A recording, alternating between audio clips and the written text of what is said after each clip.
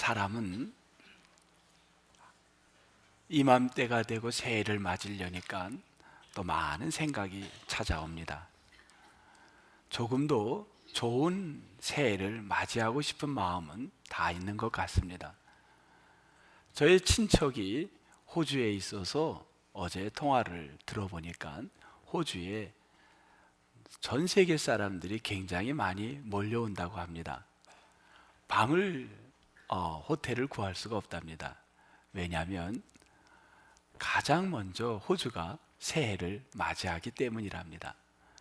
비행기를 타고 가서라도 새해 기운을 잘 맞고 싶은 건 인간의 내면에 있는 본능은 분명합니다.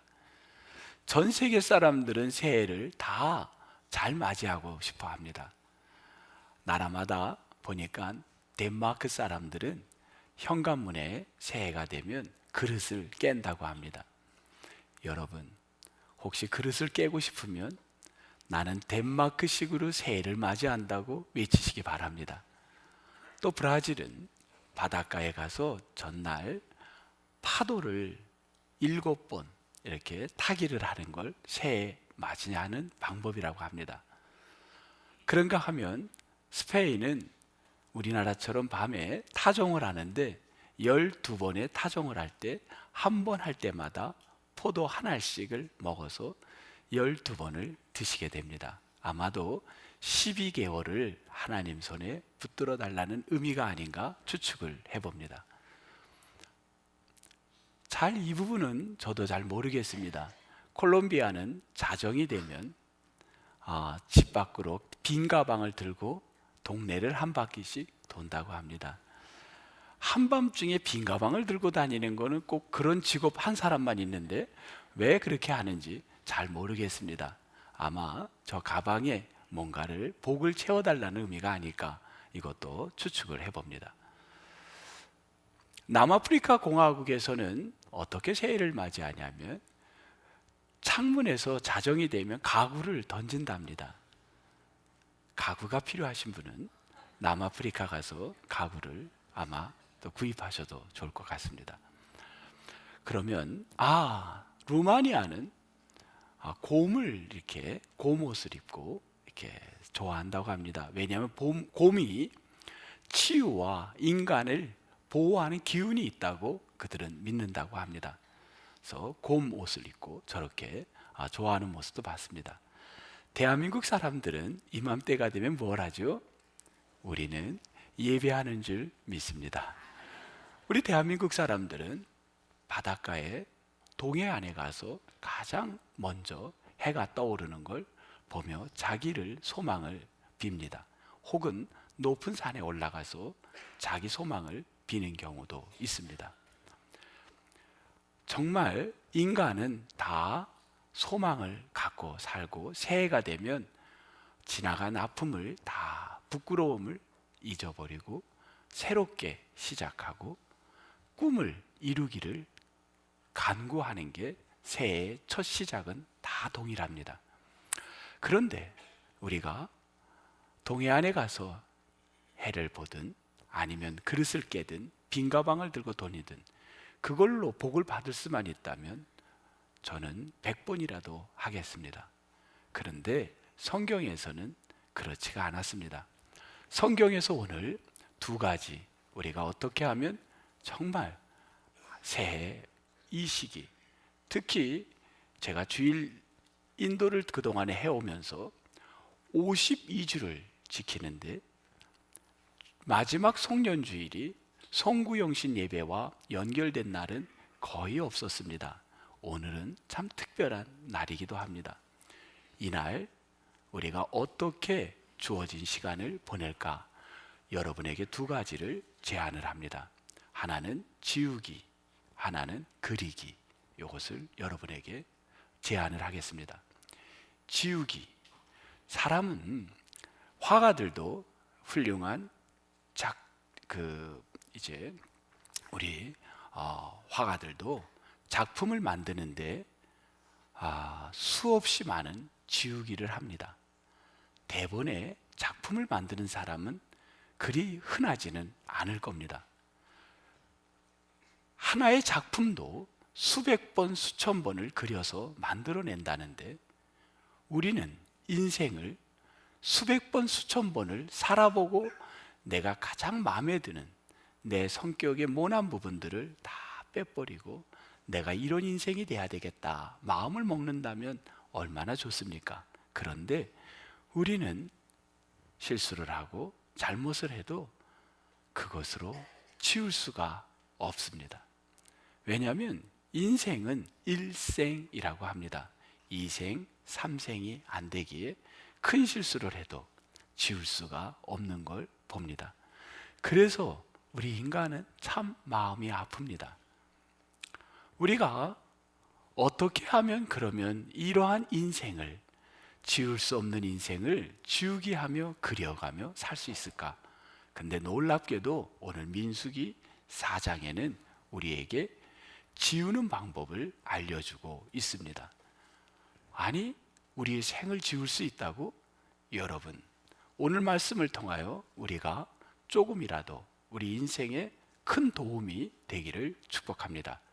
오늘 3절의 말씀에서 저는 지우기를 하나 찾아보려고 합니다. 여러분 본문 3절을 한번 보시기 바랍니다. 민수기 5장 3절에 이렇게 말씀이 시작됩니다. 남녀를 막론하고 다 진영 밖으로 내보내요.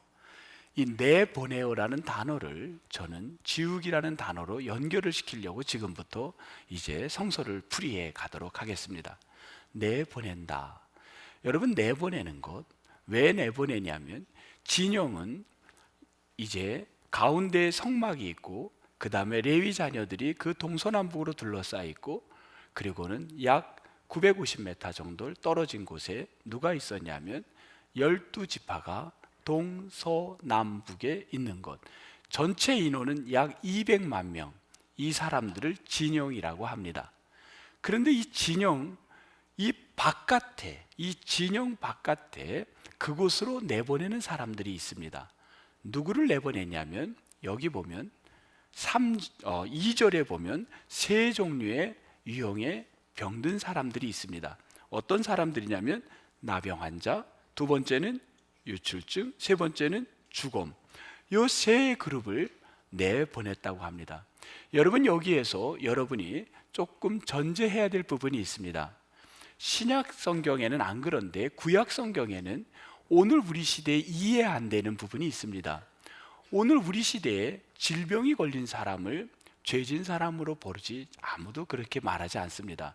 근데 당시 구약 성경이 쓰여질 때 당시에는 어떻게 사람을 봤냐면 죄가 있는 거는 질병이 있는 거는 죄의 결과라고 봤습니다. 그래서 육체의 질병이 있는 사람을 죄 지은 사람, 다른 말로 부정한 사람으로 보았습니다. 이 이야기는 레위기에 나온 부분입니다. 근데 예수님은 질병이 있고 장애가 있는 사람을 뭐라고 했냐면 하나님의 영광을 드러내는 사람이라고 이야기를 했습니다. 그런데 이 구약 성경에서 레위기에서는 이 질병에 걸린 사람을 부정한 자, 또 그래서 이들을 치료하는 길은 어떤 길이 있었냐면 다른 길이 없었습니다. 의학이 없기 때문에 유일하게 민간요법 혹은 하나님 앞에 신앙적 예배로 치료하는 길밖에 없었습니다. 그 치료는 어떤 치료였냐면 매일마다 제사장이 제사를 드리는 겁니다. 그래서 제사를 드리고 그들이 진 밖에서 영원히 사라진 게 아니라 진 밖에 있다가 이 진이 구름 기둥에 따라 이동하면 그들도 멀리서 따라 이동을 합니다. 그랬다가 멈추면 같이 멈춥니다. 그리고 이동하면 같이 갑니다. 그러나 가까이 오지 못했던 건 이 세 종류의 오늘 여기 나온 2절에 나온 사람들의 공통점은 어떤 병이었냐면 전염병입니다. 이 전염병은 당시 사회 200만 명이 공동으로 생활하는데 한순간 병들게 할 수 있는 무서운 병이었습니다. 그래서 사람들은, 제사장은 그들을 진 밖으로 나가 있으라고 했던 거지, 그들을 완전히 추방한 게 아니라 그들은 다시 회복되어서 날마다 제사를 드려가지고 하나님 앞에 제사해서 치료가 되면 제사장이 판단해서 다시 진 안으로 회복시켰던 겁니다. 이게 구약에 나오는 오늘 우리가 받아들이기에는 매우 불편하지만 당시 사회에는 병 걸린 사람을 그렇게 해석을 했고 이렇게 보았다는 겁니다. 그렇다면 이 병 걸린 사람을 오늘 이 제사를 드리는 거, 날마다 제물을 갖고 제사를 드리는 거를 신약에 가서는 어떻게 우리에게 말씀했냐면 이렇게 소개하고 있습니다. 여러분 성경 말씀 신약의 요한일서 1장을 한번 살펴보겠습니다. 요한일서 1장.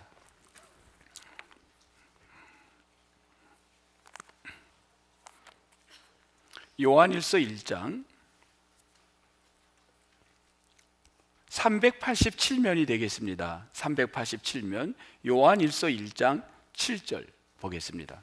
요한일서 1장 7절입니다. 387면 같이 봉독하겠습니다. 그가 빛 가운데에 계신 것 같이 우리도 빛 가운데 행하면 우리가 서로 사귐이 있고 그 아들 예수의 피가 우리를 모든 죄에서 깨끗하게 하실 것이요. 아멘. 제물을 갖고 치료를 위해서 날마다 제사장이 제사를 드려야 했습니다. 그런데 신약에 와서는 예수 그리스도의 피가 우리의 모든 죄를, 허물을 보혈의 피로 씻어주는 줄 믿습니다. 그렇다고 한다면 지우기는 무엇이냐면 예수 그리스도의 보혈의 피가 우리를 지우게 할 수 있는 줄 믿습니다. 오늘 그 얘기입니다. 우리 인간이 살아오면서 우리의 어리석고 부끄러웠던 일들을 씻을 수 있는 길은 예수님의 보혈의 피밖에 없는 줄 믿습니다. 그러면 구약에는 병 걸린 사람을 이제 죄로 연결을 해서 봤다는데, 그러면 신약에 온 우리들이 진영 밖으로 나가야 될 일들은 어떤 일인가? 병을 갖고 예수님은 한 번도 얘기한 적이 없습니다. 그러면 우리가 진영 밖으로 나가서 치료받아야 될, 보혈의 피로 씻어야 될 것들은 무엇인가? 오늘 그 부분을 이제 우리가 봐야 하지만 매우 중요한 일입니다. 먼저 로마서와 고린도서를 볼 텐데 로마서 5장을 한번 보겠습니다. 로마서 1장입니다. 로마서 1장. 로마서 1장 29절부터 31절까지만 보겠습니다. 사실은 그 앞에도 많은데 29절부터 31절. 네. 로마서 1장 29절은 239면이 되겠습니다. 239면. 바울이 보고 있는 우리 내면의 우리의 죄들, 우리가 깨끗이 보혈의 피로 씻어야 될 것들은 어떤 게 있는가? 우리 말씀으로만 보겠습니다. 29절, 239면 29절부터 31절까지 말씀을 우리 같이 봉독하겠습니다. 시작. 곧. 잠깐만요. 우리 이 말씀을 볼 때 이거는 제가 설명을 하진 않겠습니다. 그래서 여러분, 사실은 이 말씀 그대로를 각자가 자기가 오늘 송년의 마지막 예배를 제가 어떻게 드릴까 생각하다가 가능하면 저의 얘기보단 말씀에 있는 대로만 그냥 전하려고 합니다. 여러분이 각자가 자기 스스로가 점검을 하십시다. 그래서 내가 이러한 거를 정결하게 보혈의 피로 씻고 싶은 걸 스스로가 체크하시기 바랍니다. 자, 천천히 읽겠습니다. 시작. 곧 모든 불의, 추악, 탐욕, 악의가 가득한 자요, 시기, 살인, 분쟁, 사기, 악독이 가득한 자요, 수근수근하는 자요, 비방하는 자요, 하나님께서 미워하시는 자요, 능욕하는 자요, 교만한 자요, 자랑하는 자요, 악을 도모하는 자요, 부모를 거역하는 자요, 우매한 자요, 배약하는 자요, 무장한 자요, 무자비한 자라. 하나님, 내 안에 이런 것들이 너무 많아요. 저의 이야기입니다. 이거를 점검하는 오늘 주어진 몇 시간 여러분이 한번 점검해 보시기 바랍니다. 바울은 또 동일한 이야기를 고린도전서 5장에서 하고 계십니다. 우리 한번 고린도전서 5장도 보겠습니다. 고린도전서 5장, 사실은 5장에 쭉 나와 있습니다. 그런데 저는 맨 마지막 13절만 한번 읽어보겠습니다. 로마서에 없는 이야기이기 때문에 이거는 고린도 걸 읽는 게 좋겠습니다. 고린도전서 5장 13절 268면이 되겠습니다. 268면. 네, 우리 같이 268면 13절 우리 봉독하겠습니다. 시작. 밖에 있는 사람들은 하나님이 심판하시려니와 이 악한 사람은 너희 중에서 내쫓으라. 오늘 내쫓으라는 말은 이미 말씀드렸듯이 십자가의 보혈의 피로 내 안에 있는 더러운 것들을 깨끗이 씻음 받아야 된다는 겁니다. 이게 우리가 지우는 방법입니다. 그러면 이제 우리가 인생의 1년을 살아오면서 정말 내가 그림 그리고 싶지 않았고 잘못했던 것들, 근데 이미 일은 벌어진 것들, 그런데 그것을 여러분 어떻게 하겠습니까? 예수 그리스도의 보혈의 피로 여러분 머리털부터 발까지 다 씻어지는 역사가 있기를 주님의 이름으로 축복합니다. 이제는 우리는 지우기가 했으면 그림 그리기를 시작을 해야 됩니다. 우리가 어떻게 그릴 것이냐, 내 인생의 그림을 어떻게 그릴 것이냐, 저는 이 부분을 4절의 말씀 속에서 한번 찾아보려고 합니다. 본문 4절, 민수기 5장 4절로 가보겠습니다. 4절, 민수기 5장 4절 본문입니다. 우리 같이 읽겠습니다. 시작. 이스라엘 자손이 그같이 행하여 그들을 진영 밖으로 내보냈으니 곧 여호와께서 모세에게, 잠깐만요, 여기 성경에 보면 여호와께서 모세에게 이렇게 하는 부분들은 다 하나같이 이스라엘 백성들에게 들려주신 말씀이고, 여호와께서 아론에게 이렇게 나온다면 그거는 제사장 그룹에 이야기한 겁니다. 혹은 이렇게도 나옵니다. 여호와께서 아론과 모세에게, 그러면 제사장과 이스라엘 전역 사람들에게 이야기하는 겁니다. 지금 이거는 이스라엘 사람들에게 이야기합니다. 뭐라고 이야기했나요? 봅니다. 이르신. 이 이르신이라는 말은 따바르라는 광야라는 말도 되고, 하나는 뭐냐면 말씀이라는 말입니다. 이르신, 따바르라는 히브리 말은 광야 혹은 말씀인데, 오늘 이 부분은 말씀으로 봐야 됩니다. 이르신, 말씀. 그 다음 이스라엘 자손이 뭐 했다고요? 행하였더라. 이 행하다라는 어스라는 히브리 말은 순종이라는 말입니다. 순종. 자, 정리합니다. 말씀에 순종하는 삶. 근데 민수기에는요 이런 말이 상당히 많이 나옵니다.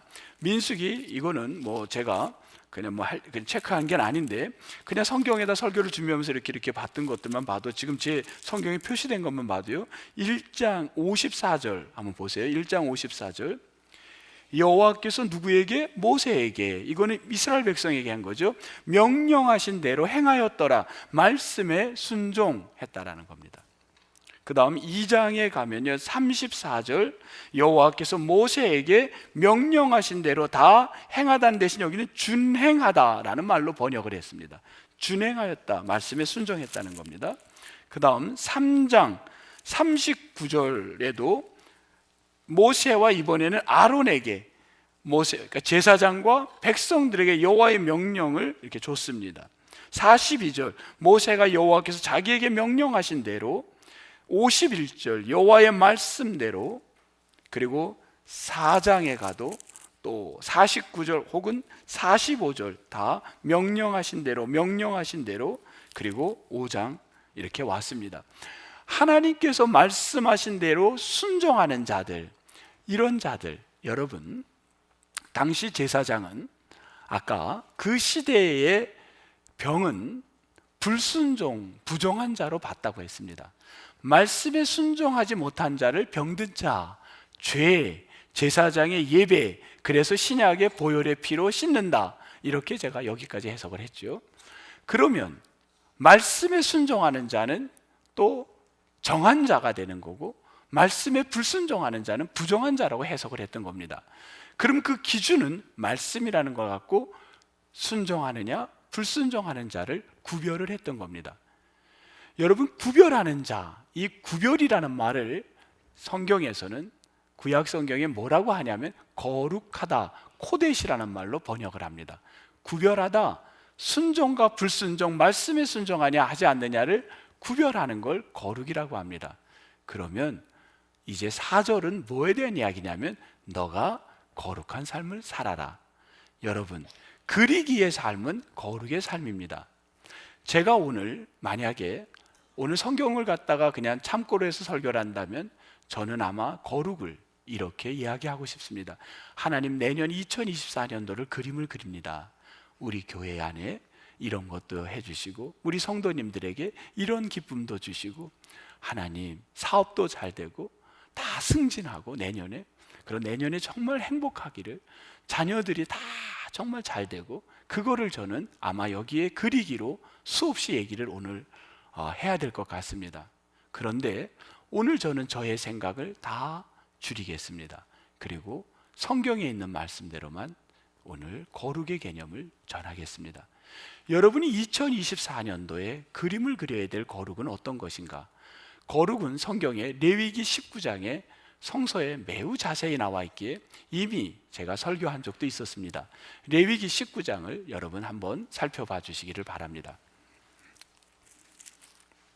레위기 19장,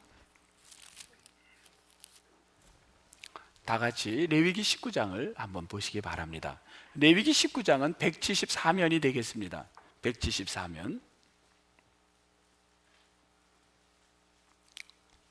174면 레위기 19장. 여기 보면 제목이 너희는 거룩하라. 거룩의 대표적인 게 레위기 19장입니다.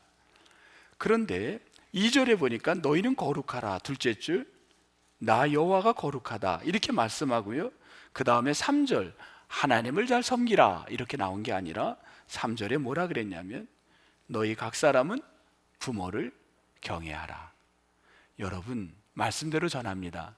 내년에 그림을, 부모를 혹 우리가 소홀히 금년에 여겼다면 내년에는 여러분 부모님을 잘 경외하는 걸 내년에 여러분의 인생의 그림에 그리시기를 소망합니다.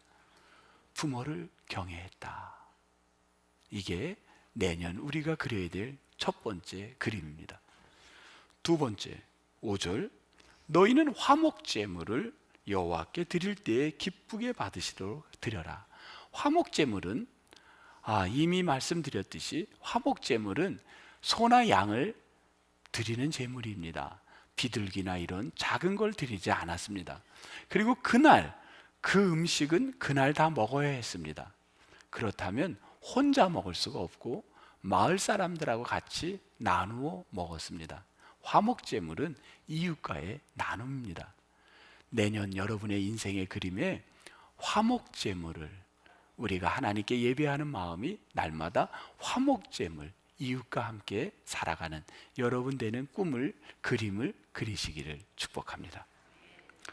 계속입니다. 성경에는 9절, 제가 이제부터는 쭉쭉 그냥 읽어갑니다. 너희가 너희의 땅에서 곡식을 거둘 때에 너는 밥 모퉁이까지 다 거두지 말고 내 떨어진 이삭도 다 줍지 말고, 10절, 포도원의 열매를 다 따지 말며 내 포도원에 떨어진 열매도 줍지 말고 가난한 사람과 거류민을 위하여 버려두라. 나그네 어려운 이들을 위하여 남겨두시기를 바랍니다. 12절, 너희는 내 이름으로 거짓 맹세하지 말아라. 하나님의 이름을 욕되게 하지 말아라. 13절, 너는 내 이웃을 억압하지 말며 착취하지 말며 품꾼의 삭을 아침까지 밤새도록 내게 두지 말며 빨리 그날 주라는 겁니다. 14절, 너는 청각장애인을 저주하지 말며 시각장애인 앞에 장애물을 놓지 말아라. 15절, 너는 재판할 때 불의를 행하지 말아라. 가난한 자의 편을 들지 말며 세력 있는 자라고 두둔하지 말고 가난하고 그게 아니라 다 공의로만 해라.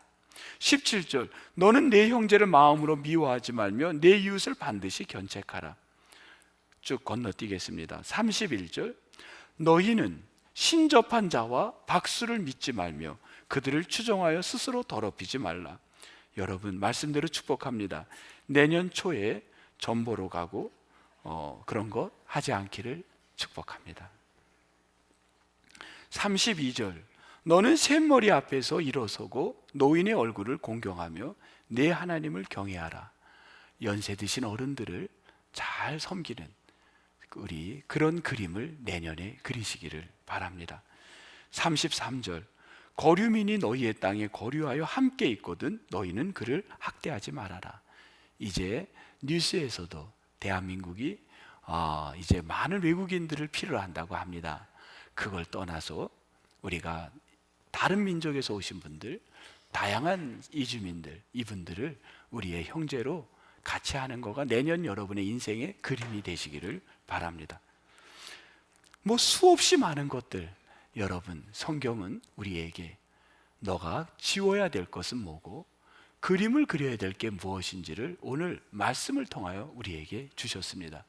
저는 여러분 모두가 여러분에게 이러한 그림이 꼭 그려지기를 새해에 축복합니다. 이번 주 어느 날 9층에서부터 밑에 지하실까지 전체를 방을 하나하나를 다 열면서 내려갔습니다. 어떤 방은 열어봤더니만 불도 켜 있고 또 쓰레기가 그대로 있었고요. 그리고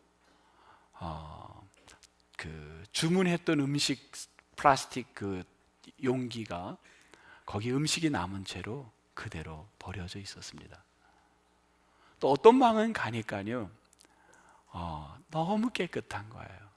아주 단정을 다 해놓고 쓰레기를 보통 사람들이 꺼내서 복도에 있는 쓰레기통에다가 이렇게 그냥 뭐 버리는데, 이 클래스들은 그 쓰레기를 아래층에, 우리 여기 1층에 분리하는 데 가서 자기들이 직접 다 분리해서 버려준 겁니다. 인간 목사도 그 모습을 보고 그냥 깨끗이 있는 방은 기분이 참 좋았습니다. 근데 어느 방 갔더니만 불이 켜 있고 그냥 쓰레기가 막 난잡하게 있는 그 방을 갔을 때는 마음이 아팠습니다. 사람도 그런데 하나님이 우리를 보실 때, 내 마음이 새해를 시작할 때, 온갖 것들이 정리 안 되고 시작할 때 하나님은 매우 불편하실 것이라 느껴집니다. 근데 여러분, 오늘 성경의 말씀처럼 아무리 제가 성경 말씀대로만 읽었고 여러분에게 저의 생각의 해석을 덜 하려고 노력을 했습니다만, 그래도 우리가 지운다는 게 보혈의 피로 지운다고 나의 이런 온갖 고린도서와 로마서에 있는 말씀을 과연 잘 지워지는가? 사실은 우리는 알고 있습니다. 이게 쉽지 않다는 걸. 제가 언젠가도 말씀을 한번 새벽인가 어디서 드린 적도 있었는데, 제가 아는 한 지인은 남편이 미국 분인데 군인이십니다. 너무 힘들어합니다. 이 부인은 한국 여자인데 남편이 여보 제발 그러지 마세요. 그런데 눈물을 흘리며 여자는 알았다고 하는데 밤만 되면 그녀는 슬며시 혼자 나가서 슬롯머신인가요? 밤마다 하고 새벽이면 들어와서 가슴을 치며 후회를 하고 웁니다. 근데 안 되는 거예요. 고등학교 다니는 딸아이가 있었는데 엄마 제발 그러지 말라는데 이 여자분은 머리털옥이 다 뽑히는데도, 근데도 또 저녁만 되면 방황을 하는 걸 봅니다. 목회자 앞에 와서 눈물로 기도를 하고 그러는데도 쉽지가 않아요. 여러분, 사람의 이 안에 있는 부정한 것들, 이거를 없앤다는 건 그렇게 쉽지가 않습니다. 하나님, 내 속에 이 부정한 것들을 주님 꼭 버려주십시오.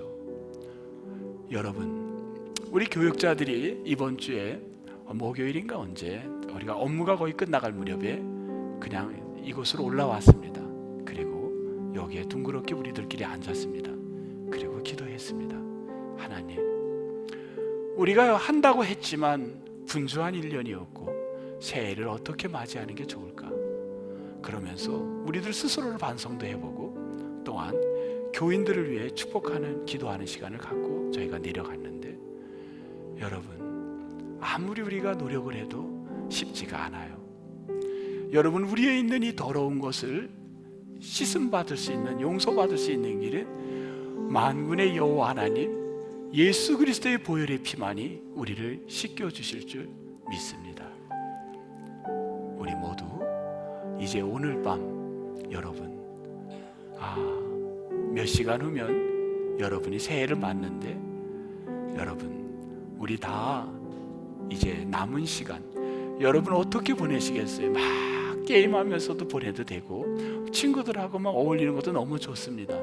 근데 한 가지 제가 목회자로서 하나를 제안을 한다면, 여러분 한번 오늘 각자가 자기를 점검해 보십시다. 내가 버려야 될 것, 지워야 될 것들, 그리고 내가 새롭게 기도할 제목들이 뭐가 있나, 새해에 어떤 거를 내가 가져볼까. 여러분이 우리가 오늘 저녁에 우리가 각자가 작년에도 그랬듯이 신년의 첫 헌금은 송구영신 예배를 하나님 앞에 봉헌을 각자가 나와서 하게 됩니다. 그때 여러분 그 봉투에다가 그냥 헌금을, 기복적일 수도 있습니다.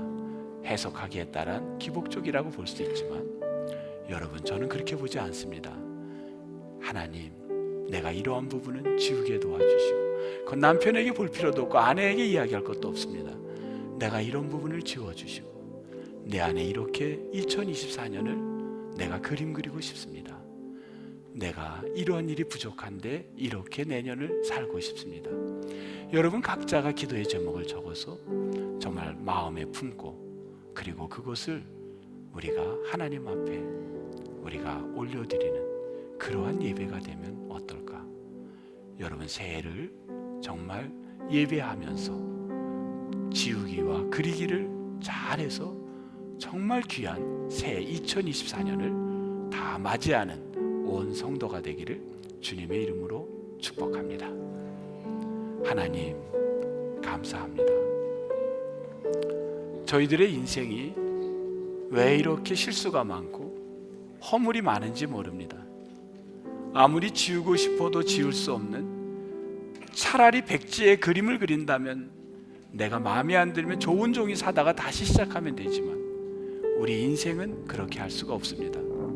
주님, 저희들의 보혈의 피, 예수 그리스도의 피로 깨끗이 씻겨주시고, 주님, 새로운 2024년을 하나님 말씀에 의지하여 우리 그리기를 계획하게 도와 주옵소서.